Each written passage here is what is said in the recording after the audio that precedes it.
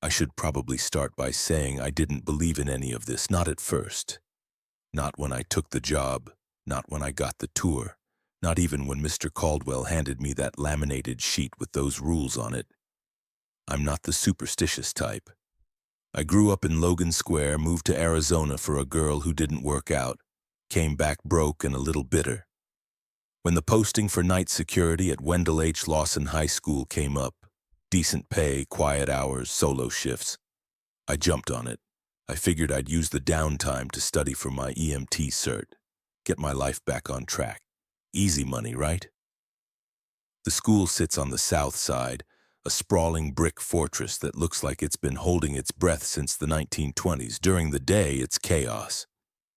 2,000 kids crammed into hallways that weren't built for that many bodies, bells ringing, lockers slamming, the noise of a city in constant motion. But at night, when the last teacher locks up and the fluorescent lights start flickering out one by one, the place transforms. It becomes something else, something hollow.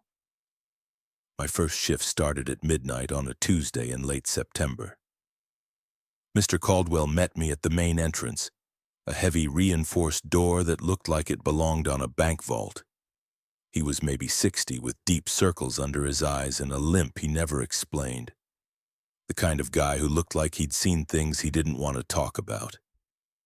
He shook my hand without smiling. "Miguel Ortiz, right? Good. Let me show you around before I hand this over to you." We walked through the main building first. Long corridors lined with dented lockers, trophy cases filled with fading photos of championship teams from decades past, bulletin boards still cluttered with announcements about homecoming and SAT prep. The air smelled like industrial cleaner and old paper. Our footsteps echoed too much. Every sound we made seemed to bounce off the walls and come back distorted, like the building was testing the noise, seeing what it could do with it.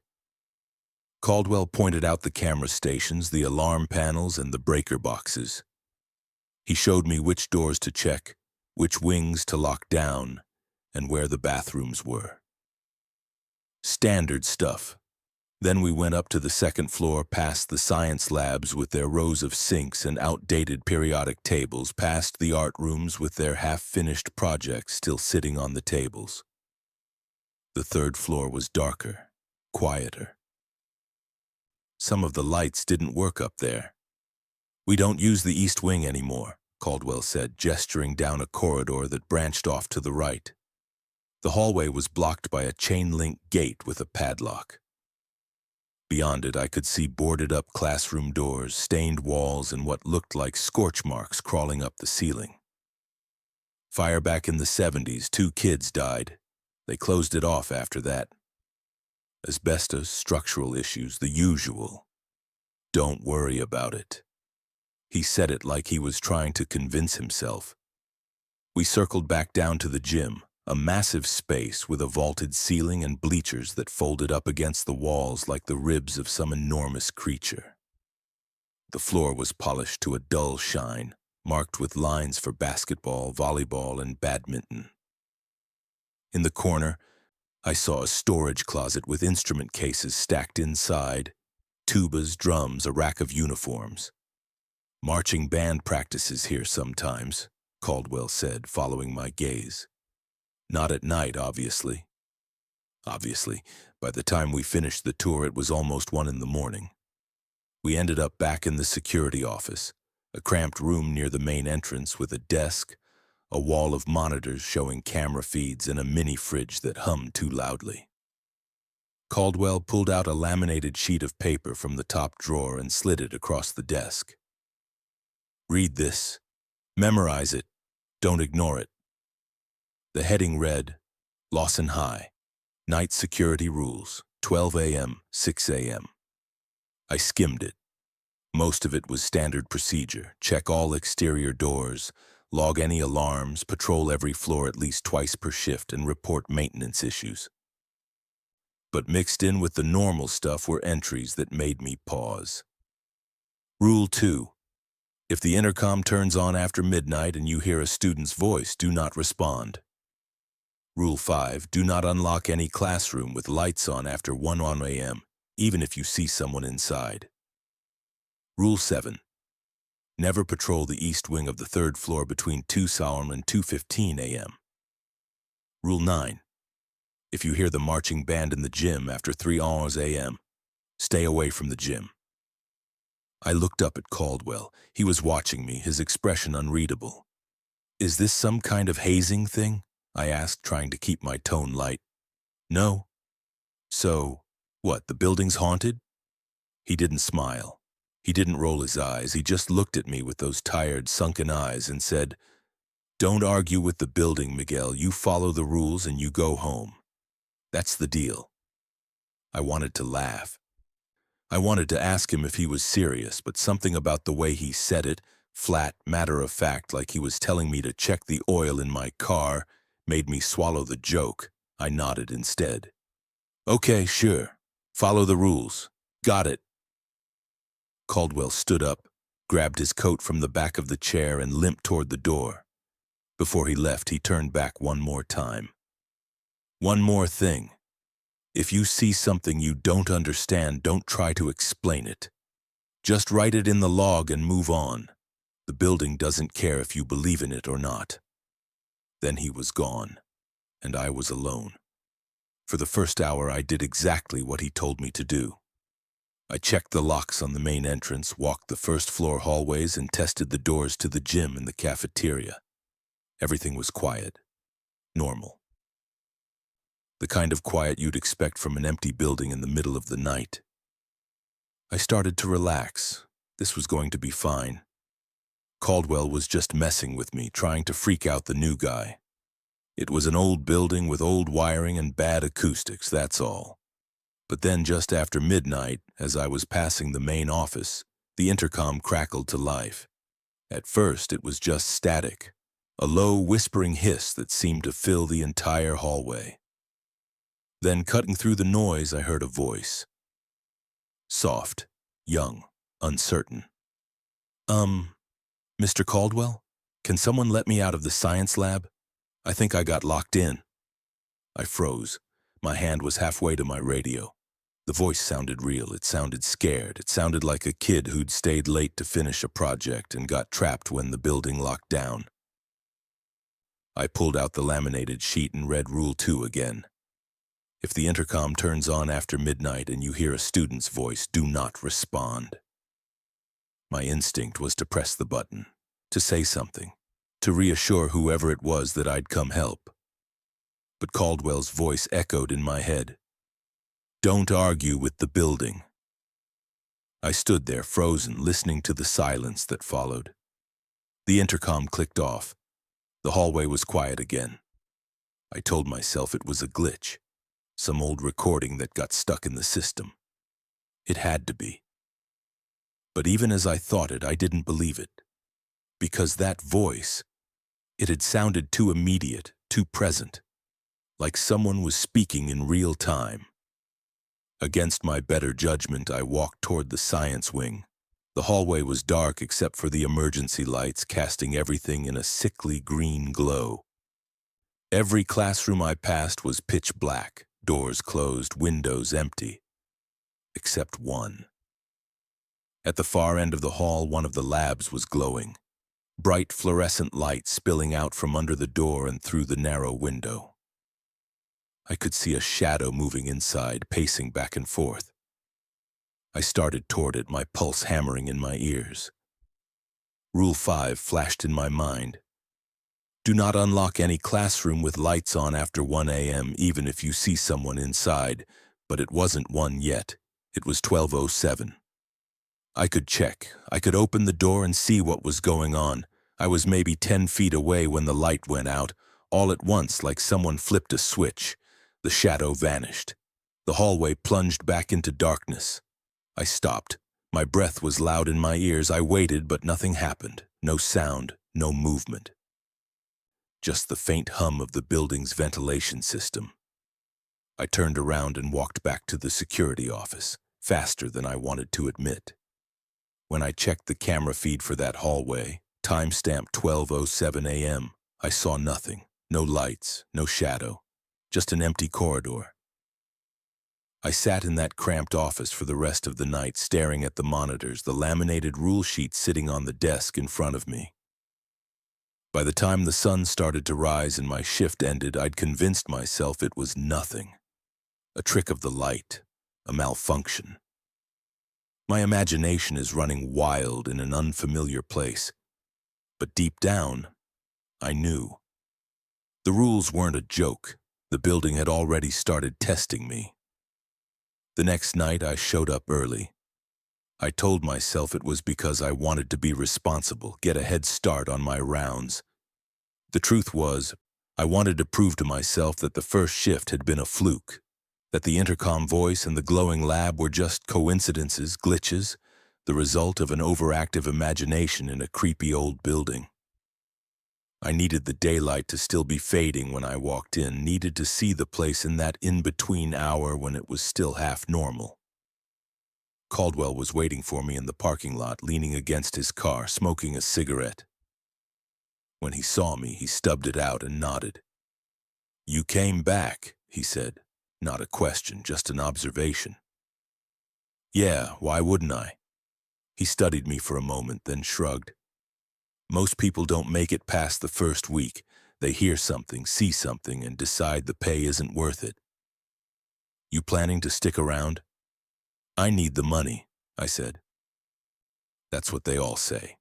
He handed me the keys to the building and the security office. Same routine as last night. Check the doors, walk the halls, log anything unusual. And Miguel, I know, follow the rules. He almost smiled. Almost. Then he got in his car and drove away, and I was alone again. The first few hours were uneventful. I walked the main floor, checked the exits, tested the locks. I kept the laminated rule sheet folded in my back pocket, even though I'd already memorized every line. The building felt different tonight, not necessarily more threatening, but more aware, like it was watching me, waiting to see what I'd do. Around 12:30 a.m., I was in the second-floor hallway near the math classrooms when I heard it. Footsteps. Light, quick, sneakers squeaking on linoleum. They came from somewhere behind me, down near the stairwell.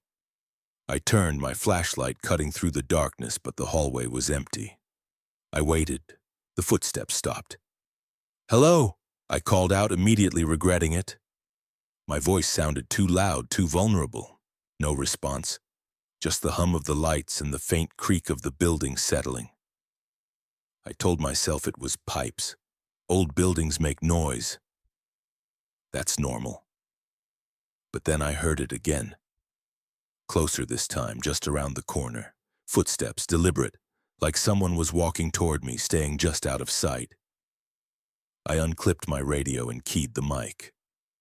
"This is Ortiz. Anyone else in the building tonight?" Static. Then Caldwell's voice, distant and crackling. "Negative. You're solo until 6 a.m. Everything okay?" "Yeah. Just thought I heard something." "You probably did." "Log it and keep moving." I wanted to ask him what he meant by that, but the radio clicked off before I could. I stood there for another minute listening, but the footsteps didn't come back. At 12:55 a.m., I was passing the main office again when the intercom crackled to life. I stopped, my hand instinctively moving to the rule sheet in my pocket. The static hissed and popped, and then I heard it. "Please, is anyone there? I'm in the science lab. I can't get the door open." It was the same voice from last night, the same frightened, uncertain tone, but tonight it sounded more desperate. I didn't move. I didn't press the intercom button. I just stood there, staring at the speaker mounted above the office door, my heart pounding. "Please," the voice said again. "I don't know what's happening. The door won't open." "I can't." The intercom cut off abruptly, leaving only silence. I should have walked away. I should have followed Rule 2 and ignored it completely, but something in that voice, something raw and helpless, pulled at me. I couldn't just leave it alone. I headed toward the science wing again, my flashlight beam bouncing off the rows of lockers. The hallway was dark, every classroom door closed and locked, just like last night. But as I got closer, I noticed something. The air was colder here. My breath fogged in front of me, even though the rest of the building had been warm. And then I saw it. At the far end of the hall, the same lab as last night was glowing again. Bright fluorescent light spilling out from under the door. I could see shadows moving inside, multiple shadows this time, shifting and pacing. Like a whole group of people was in there. I checked my watch, 12:58 a.m. Not one on yet. I could still check. I could still open the door. I walked closer, my hand reaching for the keys on my belt. The shadows moved faster now, more erratic. I could hear something through the door, muffled voices, chairs scraping, the sound of something heavy being dragged across the floor. I was 3 feet from the door when my watch beeped. 1:00 a.m. I stopped. My hand hovered over the door handle. Rule 5 echoed in my head. Do not unlock any classroom with lights on after 1:00 a.m., even if you see someone inside. I stood there, frozen, staring at the glowing light under the door. The shadows inside stopped moving. Everything went still. And then, slowly, the light began to dim. Not like someone was turning it off, but like it was being drained away, swallowed by something in the room. Within seconds, the hallway was dark again. The voices stopped, the shadows vanished. I backed away from the door, my pulse hammering in my throat. I didn't run, but I didn't walk slowly either. I made my way back to the security office, locked the door behind me, and sat down at the monitors. I pulled up the feed for the science wing, rewound it to 12:55 a.m., and watched. The hallway was empty, dark. No lights in any of the classrooms, no shadows, no movement, just a long, silent corridor. I fast-forwarded to the moment I'd been standing outside the door. On the screen, I could see myself, flashlight in hand, staring at a dark, locked classroom. No light under the door, no shadows, nothing. But I had seen it. I had heard it. I had felt the cold air and watched the light drain away. I sat back in my chair, the laminated rule sheet lying on the desk in front of me. My hands were shaking. That's when I noticed something else. In the bottom corner of the monitor showing the main hallway, the one I'd walked down just minutes ago, there was a figure. Standing perfectly still near the trophy case, facing the camera. I leaned closer, squinting at the screen. The figure was blurred, indistinct, like a reflection caught in dirty glass. It didn't move. It just stood there, watching. I switched to a different camera angle. The figure was gone. I checked the timestamp. 1:03 a.m. I looked at the live feed again. The hallway was empty. I didn't leave the security office for the rest of the night. I sat there, watching the monitors, drinking stale coffee from the mini-fridge, and trying to convince myself that there was a logical explanation for all of this. Faulty wiring, old equipment, stress, lack of sleep. But when the sun finally came up and my shift ended, I couldn't shake the feeling that something in the building had been testing me, pushing me, seeing how far it could go before I broke the rules. And the worst part was, I'd almost failed. As I locked up and walked to my car, I glanced back at the building. The windows were dark, lifeless. But for just a moment, I thought I saw movement in one of the third-floor windows.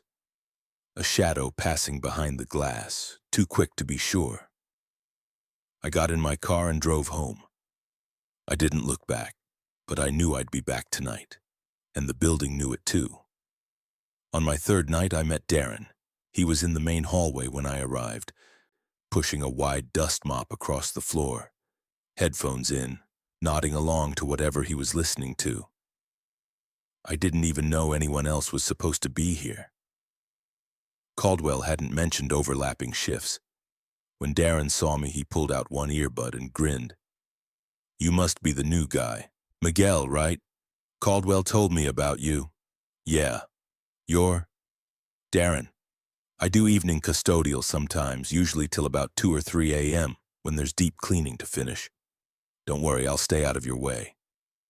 He was maybe 30, with an easy smile and the kind of confidence that comes from familiarity.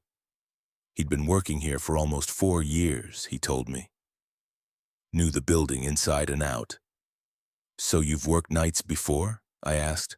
Oh yeah, plenty of times. It's quiet. I like it. Just me and the mop, you know? He laughed, leaning on the handle. Caldwell give you the whole spooky tour? The rules and everything? I nodded, pulling out the laminated sheet. You've seen this? Darren rolled his eyes. Man, Caldwell's been pushing that thing on every new guard for years. It's just his way of being dramatic. Old dude's paranoid. This place is old, it creaks, the PA system glitches out, and kids used to pull pranks back in the day, that's it. Nothing supernatural about it. You don't think any of it's real?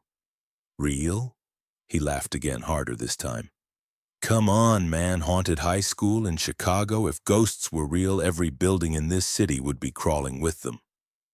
Nah, Caldwell just likes to freak people out. Keeps the job from getting boring, I guess. I wanted to believe him. I wanted to believe that everything I'd seen and heard over the past 2 nights had a rational explanation. Darren made it sound so simple, so dismissible. And he'd been here for years without anything happening to him. What about the 3rd floor? I asked. The East Wing? Oh, that. He waved a hand dismissively. Yeah, that's closed off, fire damage, asbestos, the whole deal.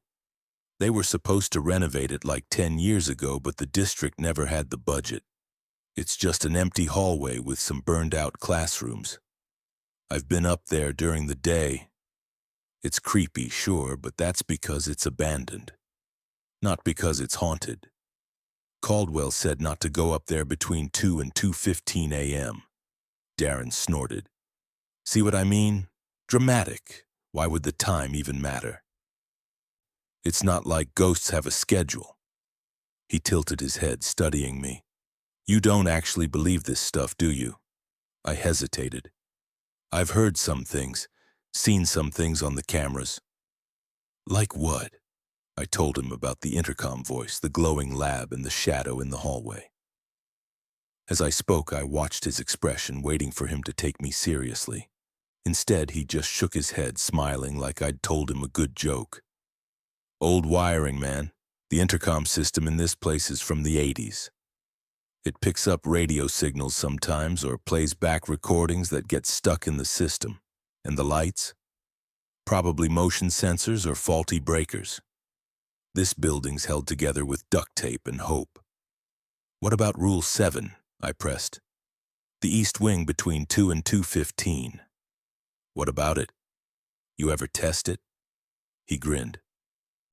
You mean, have I ever gone up there during the forbidden time to see if anything happens? He shrugged. Nah, I mean, why would I? It's locked off, but if you want, we can go up there tonight. I'll prove to you there's nothing to worry about. I should have said no.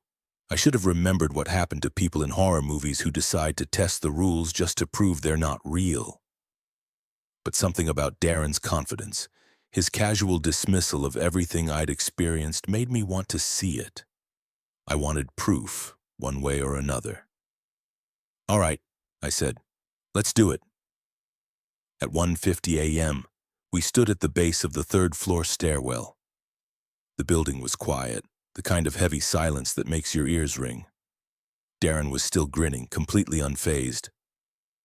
I, on the other hand, felt a knot tightening in my stomach. You sure about this? I asked.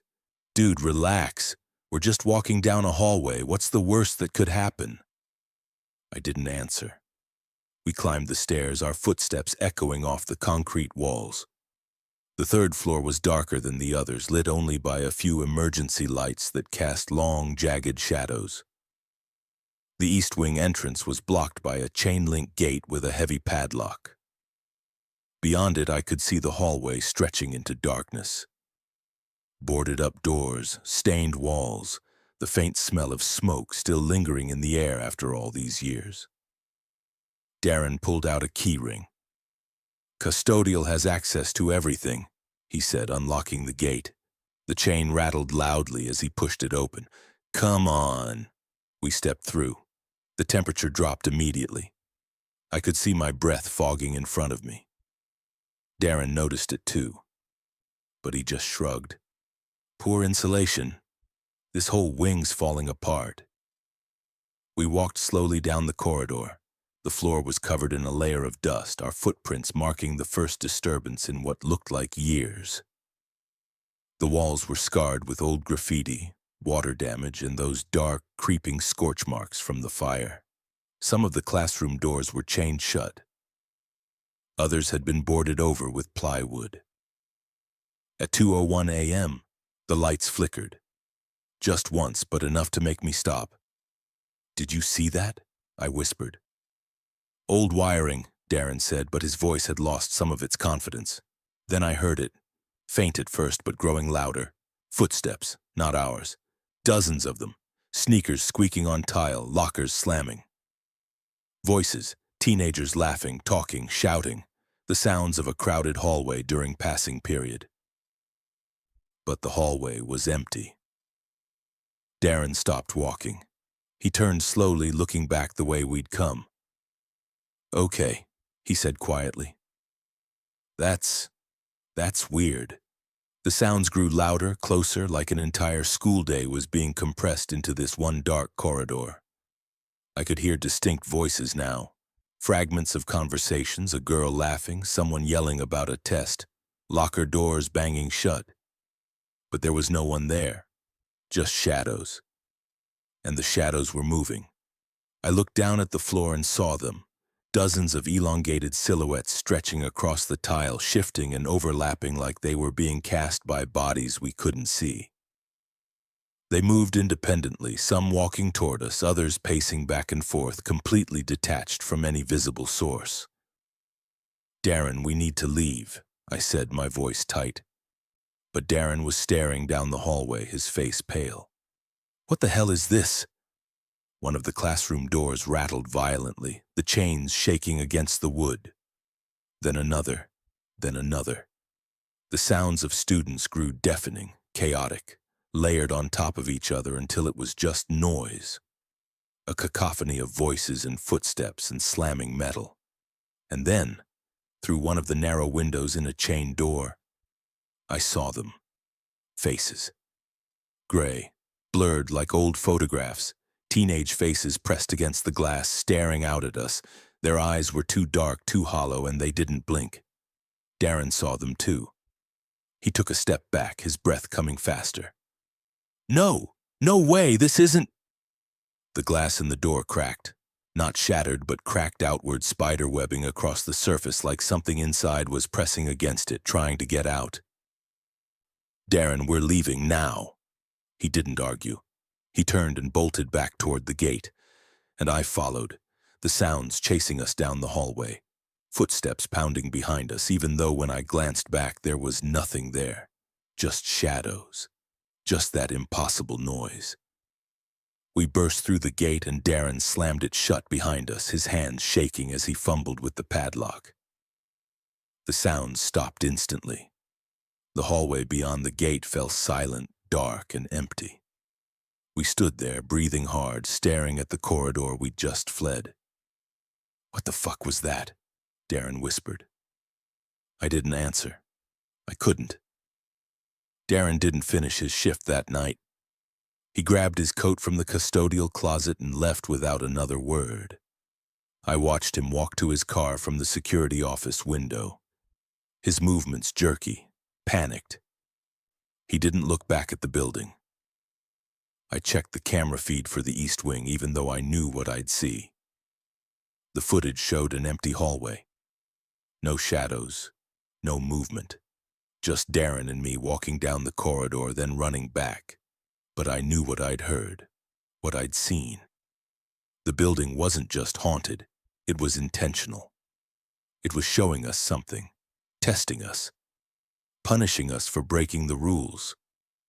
I sat in the security office for the rest of the night, the laminated rule sheet on the desk in front of me.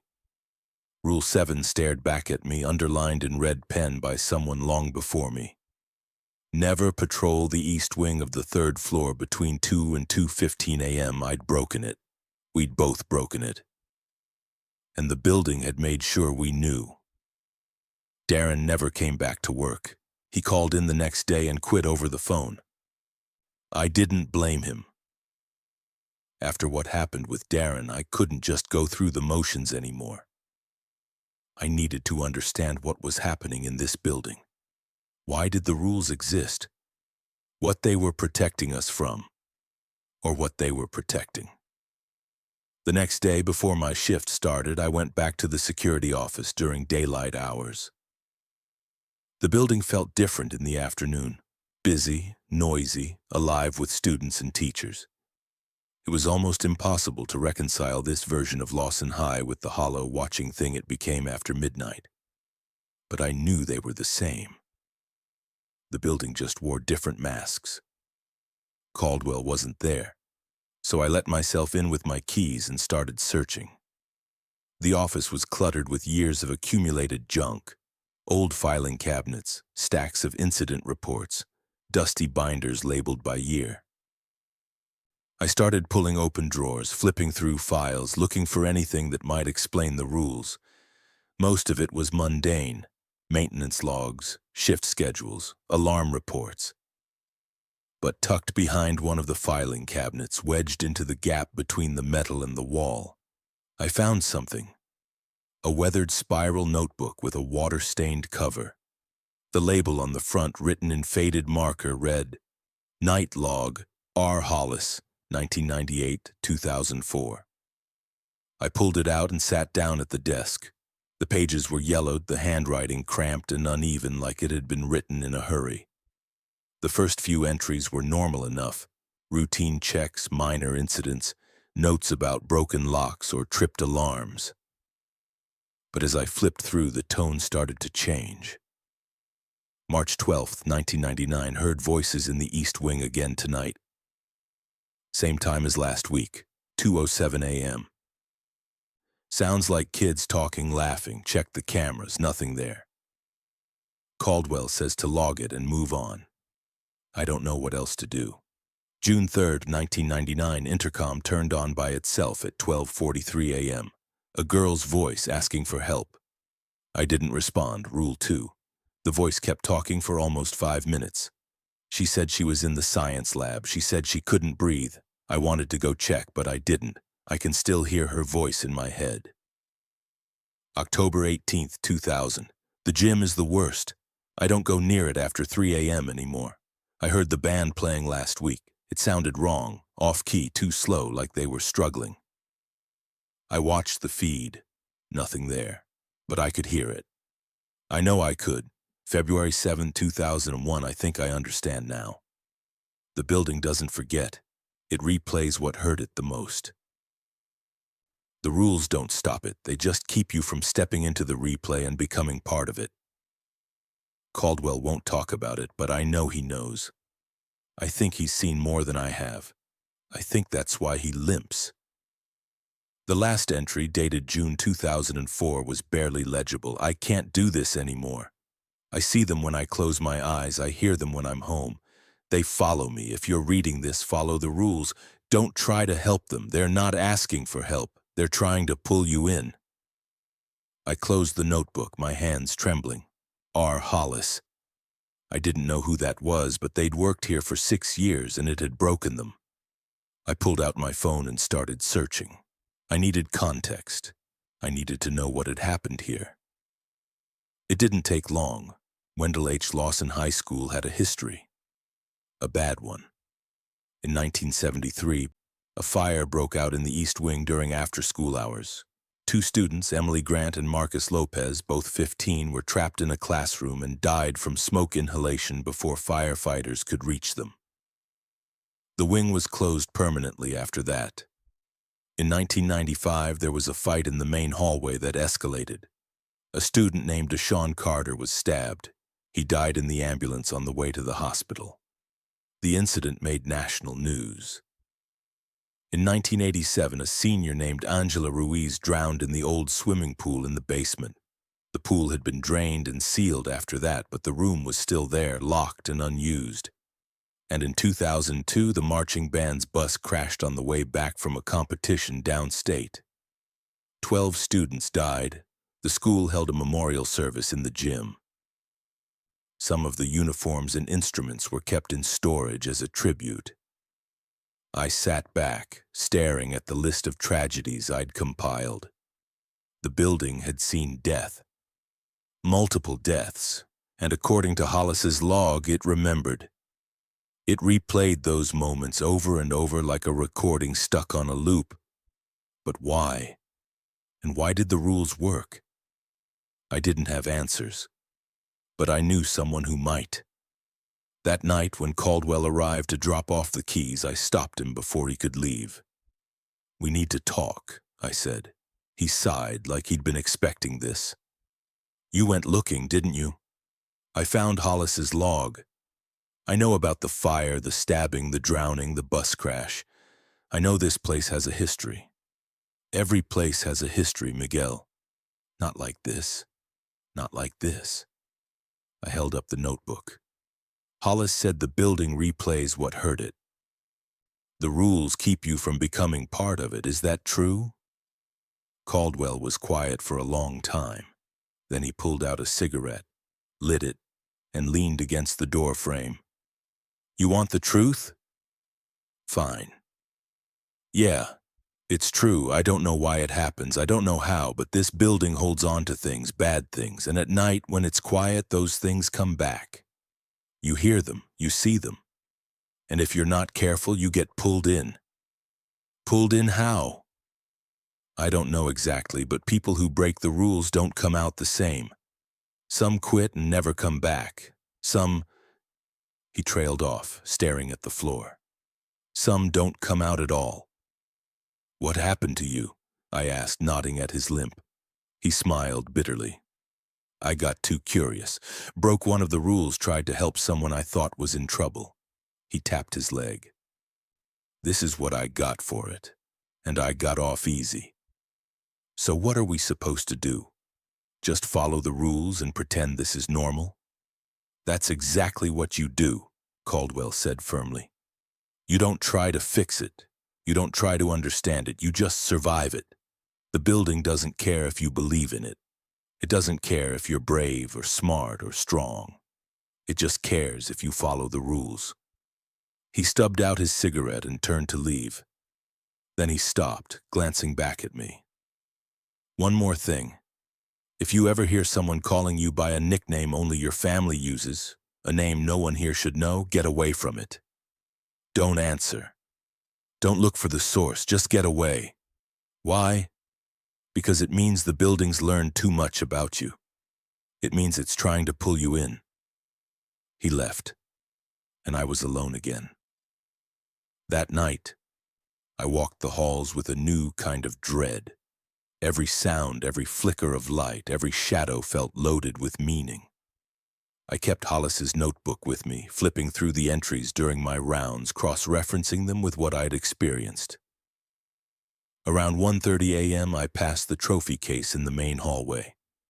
I'd walked past it dozens of times before without incident. But tonight, something made me stop. I looked at the glass.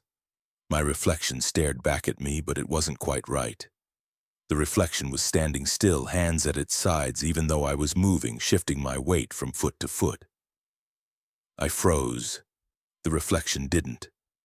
For 3 long seconds, I watched myself standing motionless in the glass while my real body stayed rooted to the spot, heart pounding. Then the reflection moved again, matching my stance. And everything was normal. I didn't walk past the trophy case for the rest of the night. By the time my shift ended, I'd added a new entry to the log. "The building is watching. It knows we're here. And it's learning." I needed answers, and Caldwell was the only one who seemed willing to give them.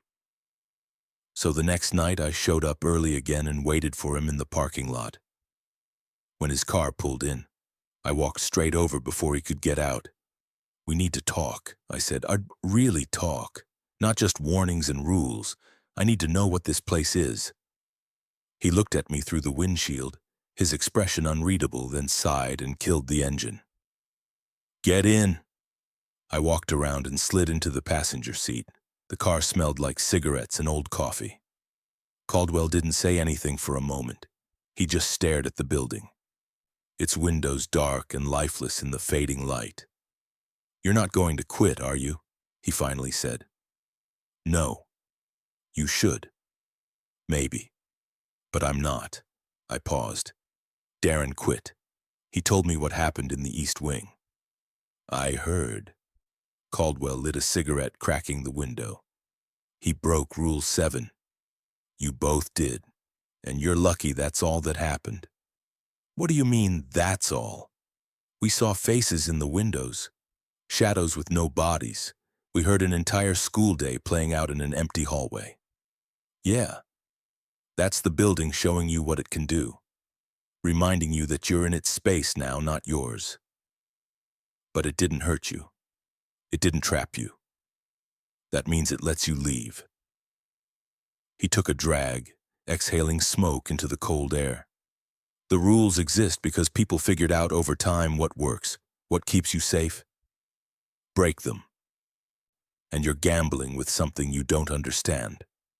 Then help me understand, please. What is this place? Why does it do this? Caldwell was quiet for a long time. Then he said, You know about the tragedies, the fire, the stabbing, the drowning, the bus crash. Yeah, I looked it up. Then you know this building's soaked in bad memories, and for some reason, don't ask me why, because I don't know, it holds on to them, it replays them like it's stuck in a loop trying to process what happened. He flicked ash out the window. At night, when it's quiet, those replays get stronger. You start hearing voices, seeing shadows. And if you're not careful, if you get too close, you become part of the replay. You step into the memory, and once you're in, I don't think you can get out. That's what happened to you, isn't it? He didn't answer right away. He just stared at the building, his jaw tight. Finally, he said, Yeah. About 10 years ago, I heard someone calling for help, a kid's voice coming from the gym. It was 3:15 in the morning. I knew the rule. Stay away from the gym after 3 if you hear the band. But this wasn't the band. It was just one voice. A boy crying, saying he was hurt. He paused, taking another drag. I went in. I thought maybe someone had broken in, gotten injured. When I opened the gym doors, it was empty, dark. But I could still hear the voice echoing from the bleachers. I walked toward it, and I don't know how to explain this. The air changed. It felt heavier, colder. And then I wasn't alone anymore. What did you see? Shadows, dozens of them standing in the bleachers, on the court, all around me. They didn't have faces, but I could feel them watching. And in the middle of it all, there was a kid, a boy, maybe 16, lying on the floor. His leg was bent the wrong way. He was crying, reaching out to me, asking me to help him. Caldwell's hands were shaking now.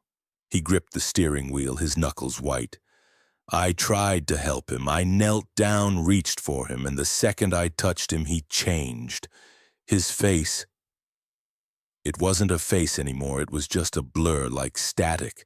And then he grabbed me. All those shadows grabbed me. They pulled me down, and I felt like I was drowning, like I was being crushed under the weight of all of them. I don't know how I got out. I just remember waking up outside the gym, my leg broken, my radio smashed. I crawled to the security office and called for help. He looked at me, his eyes hard. That's what happens when you break the rules, Miguel. That's what happens when you try to help.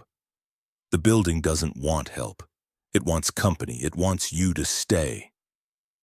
I didn't know what to say. The weight of his story sat between us like a third presence in the car. So the rules, I said slowly, they're not just guidelines. They're survival instructions. Exactly. They were built over decades by guards like you and me trying to figure out how to make it through the night without ending up like that kid in the gym. without becoming part of the replay. He stubbed out his cigarette. Most of them we figured out the hard way. Someone breaks a rule, something happens, and if they're lucky enough to survive, we add a new rule. Is there a way to stop it?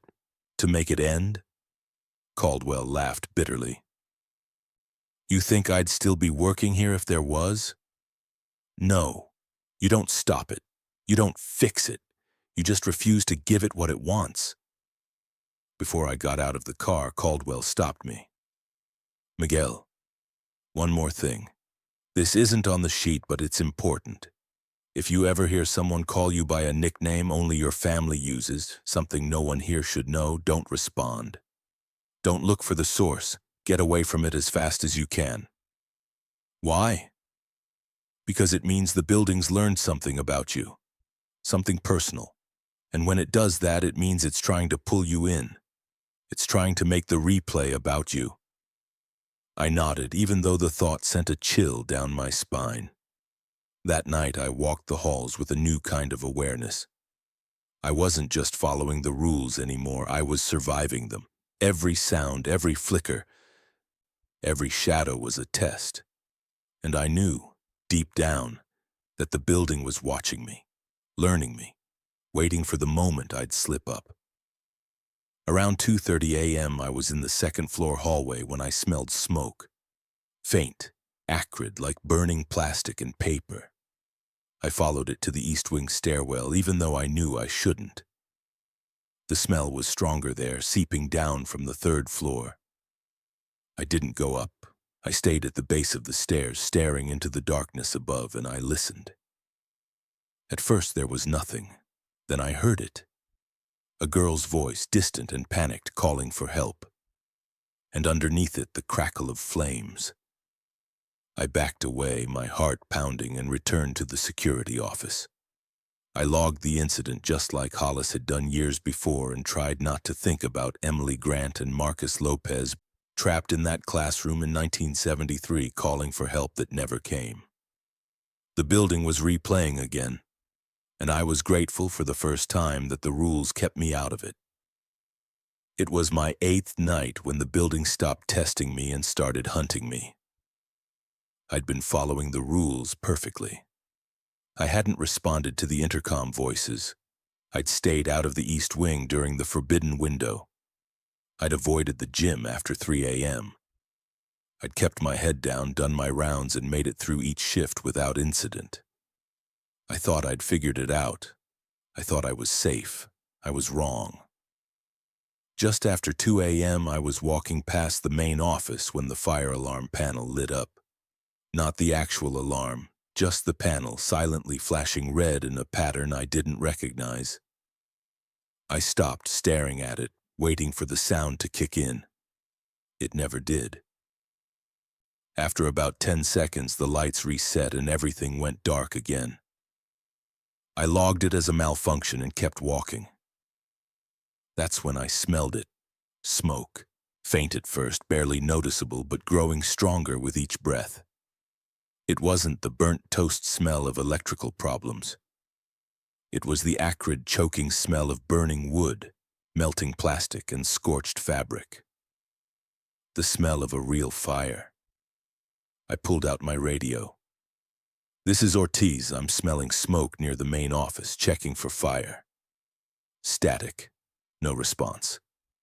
I tried again. Nothing. I headed toward the source of the smell, my pulse quickening. It was coming from the East Wing stairwell, drifting down from the 3rd floor like an invisible fog. I stood at the base of the stairs, flashlight in hand, staring up into the darkness. Every instinct told me to go up there, to check, to make sure there wasn't an actual fire that could burn the building down with me inside it. But it was 2:03 a.m. Rule 7 was in effect. Never patrol the East Wing of the 3rd floor between 2:00 and 2:15 a.m. I hesitated, my hand on the stair railing. The smoke was getting thicker. I could taste it now, bitter and chemical. My eyes started to water. And then the intercom crackled to life. A girl's voice, young and terrified, sobbing through gasps for air. Please, Someone help us. We're in the classroom, the door's jammed, I can't breathe, please. She coughed violently, and I heard something else in the background, scraping, pounding, like someone was trying to break down a door. And beneath it all, the low roar of flames. My heart was hammering. My hands were shaking.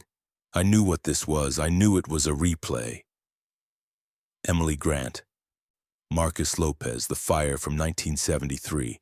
The building was replaying its final moments, trying to pull me into it. But what if I was wrong? What if this time it was real? I stood there, frozen, torn between the rules and the possibility, no matter how remote, that someone was actually up there dying, while I did nothing. The girl's voice came through the intercom again, weaker this time. Please, don't leave us. I took one step up the stairs. Then I heard it. The girl said my name, not security or someone or help. She said, Miguel. And then, in a voice that was too familiar, too intimate, she said something in Spanish, a phrase my grandmother used to say to me when I was a kid, a silly nickname she'd made up that no one else in the world knew. Miguelito, mi cielo, ayúdame. I froze. My blood turned to ice. No one here knew that name. No one in this building had ever heard my grandmother call me that. She'd been dead for 5 years. The building had learned too much about me. Caldwell's words echoed in my head. If you ever hear someone call you by a nickname only your family uses, get away. It means the building's trying to pull you in. I backed away from the stairs, my breath coming in short, panicked gasps. The voice on the intercom kept calling, kept pleading. Using my grandmother's voice now, her exact intonation, her exact warmth. It was perfect. It was impossible. It was a lie. I turned and walked, almost ran back to the security office. I slammed the door behind me, locked it, and turned the radio volume all the way up to drown out the intercom. The smell of smoke lingered for another 10 minutes, then faded completely. The intercom went silent. The building settled back into its cold, watching stillness. I sat in that office, shaking, staring at the monitors, trying to convince myself I'd made the right choice. But I kept hearing that voice. My grandmother's voice, calling my name, begging me to help. I didn't leave the office for the rest of the night. When Caldwell arrived the next morning, I told him everything. He listened without interrupting, his expression grim. You did the right thing, he said when I finished. Did I? What if? There's no what if, Miguel. You heard your grandmother's voice, a voice the building shouldn't know. That means it was digging into you, pulling out memories, trying to find the one thing that would make you break. If you'd gone up there, you wouldn't have found anyone to save. You'd have just disappeared into it. How do you know? Because I've seen it happen. He pulled out a file from the desk drawer, flipped it open, and slid a piece of paper toward me. It was an old incident report from 2003, written in neat, official handwriting. Guard Richard Hollis was reported missing during a shift. Last known location, East Wing, 3rd floor, 2:11 a.m. Search conducted, nobody found, no evidence of foul play, case closed. I stared at the report, my stomach twisting. Hollis didn't quit. He disappeared. He broke the rule. He thought he could help someone. The building took him. Caldwell closed the file. You're still here because you listened. Don't forget that. But I couldn't forget the voice. I couldn't stop thinking about the desperation in it, the raw, aching need for someone to help. Even knowing it was a trap, even knowing the building had manufactured it, part of me still felt like I'd abandoned someone. That night, I almost didn't go back. I sat in my car in the parking lot for 20 minutes, staring at the building, trying to convince myself to turn around and drive away. But I didn't. I needed the money, and something deeper, something stubborn and stupid made me feel like walking away would mean the building had won. So I went in. I followed the rules, and I waited to see what it would try next. Around 3 a.m., the cameras started glitching. At first, it was subtle. A flicker here, a brief stutter in the feed. But within minutes, the monitors were cycling on their own, switching between different camera angles faster than I could track.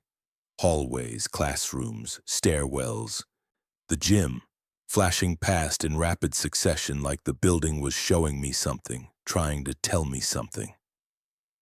And then the feeds started to change. 1 second, the main hallway was empty. The next, it was packed with blurred figures, students moving through the corridor and fast forward, their shapes indistinct, overlapping like layers of old film superimposed on top of each other. The science wing showed the same thing.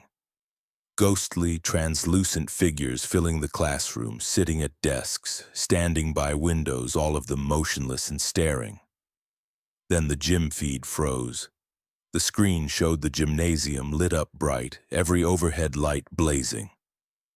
In the center of the court stood a marching band, maybe 30 students in full uniform, instruments raised, frozen in perfect formation. The drum major stood at the front, baton held high, their head tilted at an unnatural angle like their neck had been broken. I leaned closer, my pulse hammering in my ears. None of them was moving. They were just standing there, perfectly still, facing the camera. Then all at once, the sound came through. It started as a low rumble through the vents, a bass drum pounding out a slow, uneven rhythm. Then brass joined in, discordant and wheezing, playing a distorted version of the school's fight song. The melody was wrong, the notes clashing, the tempo dragging like the musicians were struggling to keep up. I remembered Rule 9. If you hear the marching band in the gym after 3 a.m., stay away from the gym. But I didn't need to go there. I could see it on the screens. I could hear it through the walls. The band on the monitor started to move, slowly at first, their instruments swaying, their heads turning in jerky, unnatural motions. They began to march, but their feet didn't sync with the sound. Their shadows moved in different directions from their bodies. Some of them glitched, skipping backward a few frames, then forward again like corrupted video footage. The music grew louder, more chaotic, the instruments clashing and shrieking. I could hear it now, not just through the vents, but echoing down the hallways, vibrating through the floor.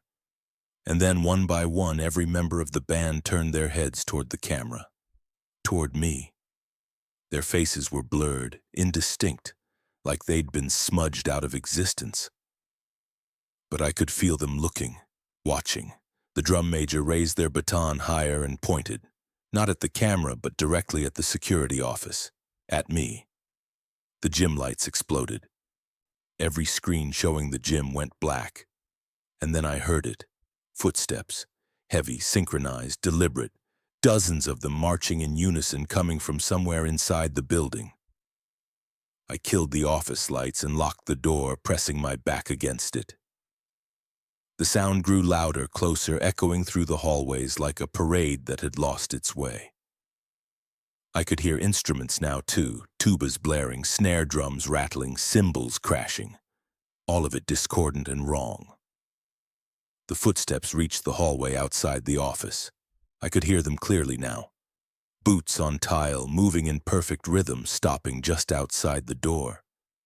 Then the breathing started. It came from the other side of the door, dozens of breaths overlapping, too many to count. Ragged and wet like the sound of lungs struggling for air.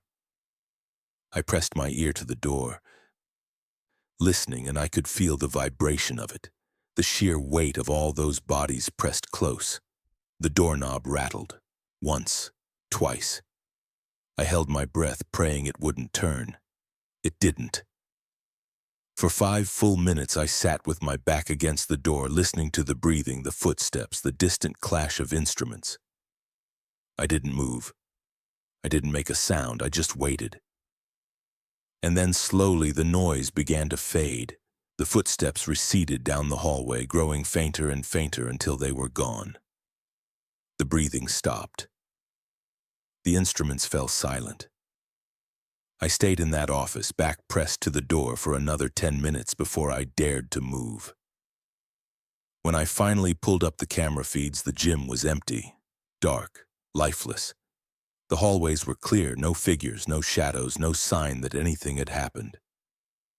But I knew. I'd heard it, I'd felt it. The building had shown me what it could do, and it had spared me. Not because I was smart or brave, but because I'd followed the rules. When the sun finally rose and the first pale light crept through the windows, I felt like I'd aged 10 years in one night. My hands were still shaking. My shirt was soaked with sweat. I sat in the security office, staring at the monitors, trying to process what had happened. At 6:07 a.m., Caldwell arrived. He took one look at me and nodded slowly, like he'd expected to find me in exactly this state. "You made it," he said quietly.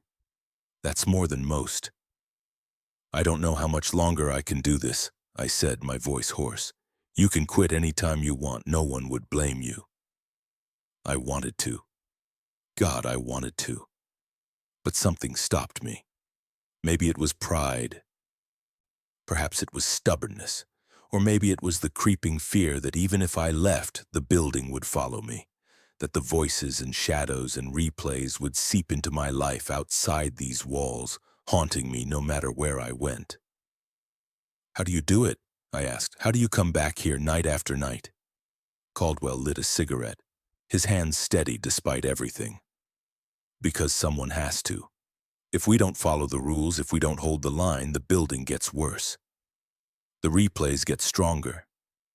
And eventually they spill out beyond these walls." He met my eyes. "You asked me if there's a way to stop it. There isn't. But we can keep it contained. We can refuse to give it what it wants."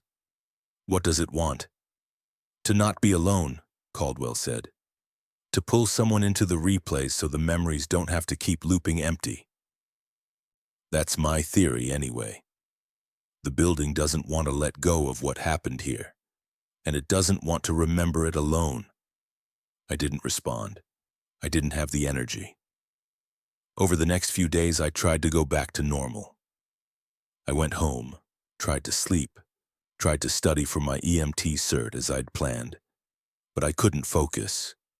I kept hearing things, phantom echoes of locker doors slamming, distant intercom static, the faint sound of marching band instruments warming up. They followed me into my apartment, into my dreams, into every quiet moment. I started seeing things too. Once, while brushing my teeth, I glanced at the bathroom mirror and saw my reflection standing still, staring back at me, while my real body kept moving. Another time, walking to my car, I heard my grandmother's voice calling my name from the alley behind my building. I didn't turn around. I didn't look. The building had gotten into my head, and I didn't know how to get it out. A week after the marching band incident, I showed up for my shift and found something new on the laminated rule sheet. Written in pen at the bottom in handwriting I didn't recognize. Rule 11. If you see yourself on any camera while you're in the office, do not keep working that night. Leave the building immediately. I stared at it, my stomach sinking. I hadn't written that. Caldwell swore he hadn't either, which meant someone or something had added it. I asked Caldwell what it meant. He just shook his head. "It means the building's learned a new trick. It means someone at some point saw themselves on the monitors and didn't leave. And whatever happened to them was bad enough that we needed a rule for it. Who added it? I don't know. Maybe one of the old guards. Maybe the building itself. Does it matter?" It didn't. All that mattered was that the rules were growing. The building was evolving. And I was running out of time to decide if I could keep doing this. 2 weeks later, I quit. I handed Caldwell my keys, told him I couldn't handle it anymore, and walked away. He didn't try to stop me. He just nodded, shook my hand, and wished me luck. I thought that would be the end of it. I thought leaving would break whatever connection the building had formed with me. I was wrong. A month after I quit, I heard they'd hired someone new. His name was Tariq, mid-20s, optimistic, confident. I didn't know him, but I felt sorry for him. I thought about warning him. I thought about calling the school, asking to speak to him, telling him everything I'd seen. But what would I even say? Don't take the job, the building's haunted and it's going to try to kill you. He'd think I was insane, or worse, he'd think I was joking. So I didn't call. I just hoped Caldwell would give him the same warnings he'd given me. I hoped Tariq would listen. One night, about 2 weeks after I quit, I woke up at 2:14 a.m. I don't know why. I just did. And I heard it. Footsteps in the hallway outside my apartment. Light, quick, sneakers on tile. I lived alone. My apartment had carpet, not tile. I lay in bed, staring at the ceiling, listening to the footsteps circle my apartment. Around and around, looping endlessly, never stopping. And beneath it, I heard the faint crackle of an intercom turning on. The ghostly murmur of a voice I couldn't quite make out. I didn't get up. I didn't turn on the lights. I just lay there, barely breathing, until the sounds faded around 2:45 a.m. It happened again the next night, and the night after that. Always at the same time, always the same sounds. The building hadn't let me go. It had followed me home. Eventually, I stopped sleeping. I started keeping the lights on at night, and the TV was turned up loud to drown out the footsteps. I moved back in with my mom for a while, too embarrassed to explain why. The sounds followed me there, too. I realized finally what the building had done. It hadn't pulled me into the replay, but it had made me part of it anyway. A ghost haunting my own life, unable to escape the memories of those nights. A few months later, I drove past Lawson High on my way to a job interview. I didn't mean to. I was just passing through the neighborhood. But when I saw the building, I felt something pull at me. A deep, magnetic tug, like it was calling me back. I kept driving. I didn't look back. But I know Tariq is there now, working the night shifts, following the rules.